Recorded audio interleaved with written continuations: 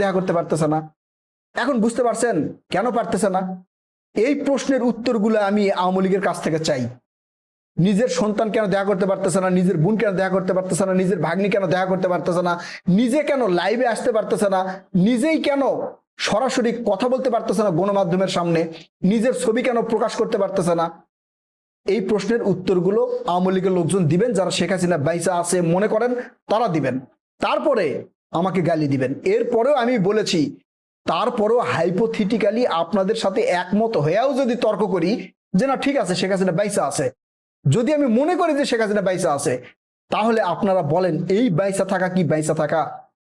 শেখ হাসিনা বাংলাদেশের প্রধানমন্ত্রী থাকা অবস্থায় বিদেশের মাটিতে 100-150 জন নিয়ে একটা বিমান এক্সট্রা নিয়ে বিদেশে যেত, বিভিন্ন প্রোগ্রামে অংশগ্রহণ করত, আন্তর্জাতিক মহলকে দেখায় দিত বাংলাদেশ বিশাল অর্থ সম্পদশালী একটা দেশ।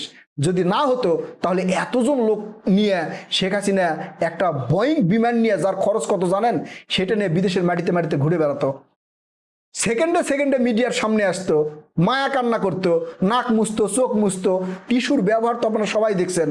সেই শেখ হাসিনা এখন সামনে আসতে পারতেছে না। তারপরেও কি বোঝার বাকি থাকে যে শেখ হাসিনা মারা গেছে?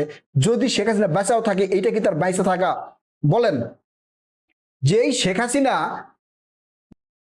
তাই বিশ্বাস হচ্ছে না, আজকে মেলাগুলো প্রমাণ নিয়ে আসছি, এই প্রমাণগুলো দেখার পরে যারা আমাকে গালি দিবে বা শেখ হাসিনা বাইসা আছে বলে মনে করবে, তাদের আব্বা শেখ মুজিবর, আমি এক এক করে প্রমাণ দিব। তারপরে সব জনগণকে ভয় ভীতির মধ্যে রাখছে, প্রশাসন দলীয়করণ করছে।